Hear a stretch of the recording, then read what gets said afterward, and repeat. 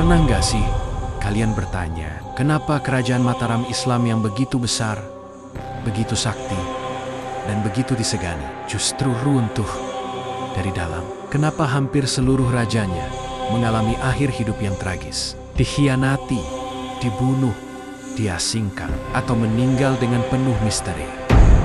Masyarakat Jawa percaya bahwa Mataram Islam bukan cuma kerajaan biasa. Ia berdiri di atas perjanjian gaib dan runtuh karena kutukan rojo raja yang dilanggar sendiri. Kita akan menyusuri sejarah kerajaan Mataram Islam, kisah Sultan Agung, hingga rahasia kutukan yang diyakini masih bekerja sampai hari ini.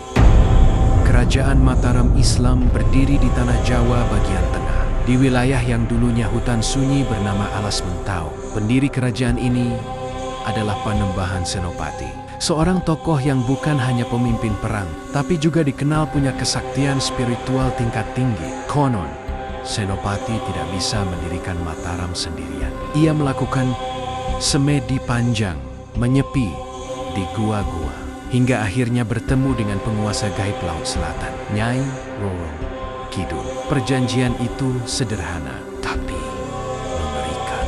Selama keturunanmu memerintah tanah Jawa, kami dari alam gaib akan melindungi. Tapi jika kau atau keturunanmu melanggar keseimbangan, maka Mataram akan hancur oleh darahnya sendiri.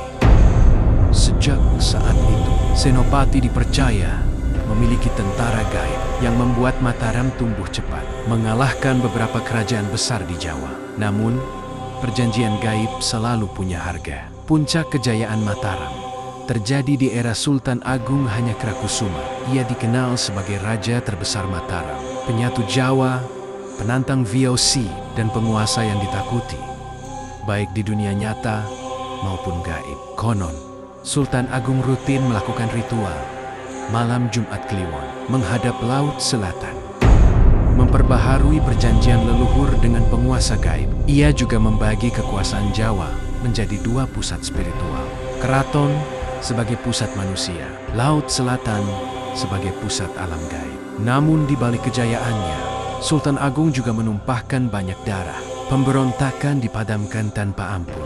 Bangsa sendiri dibunuh jika dianggap berkhianat. Dan disitulah kutukan mulai berbisik. Konon sebelum wafat, Sultan Agung pernah berkata, Mataram akan pecah, bukan oleh musuh, tapi oleh keturunan darahku sendiri. Sejak Sultan Agung wafat, tidak ada satupun Raja Mataram yang hidupnya benar-benar tenang. Putra dan cucunya saling bunuh, saudara menjadi musuh, ibu mengutuk anaknya sendiri. Raja-raja Mataram mulai meninggal mendadak, diracun, diasingkan, atau berakhir dalam kegilaan yang paling mengerikan. Istana justru dipenuhi teror gaib. Konon, penjaga keraton sering mendengar suara kereta kencana tanpa wujud, langkah kaki di pendopo kosong, gamelan berbunyi sendiri tengah malam.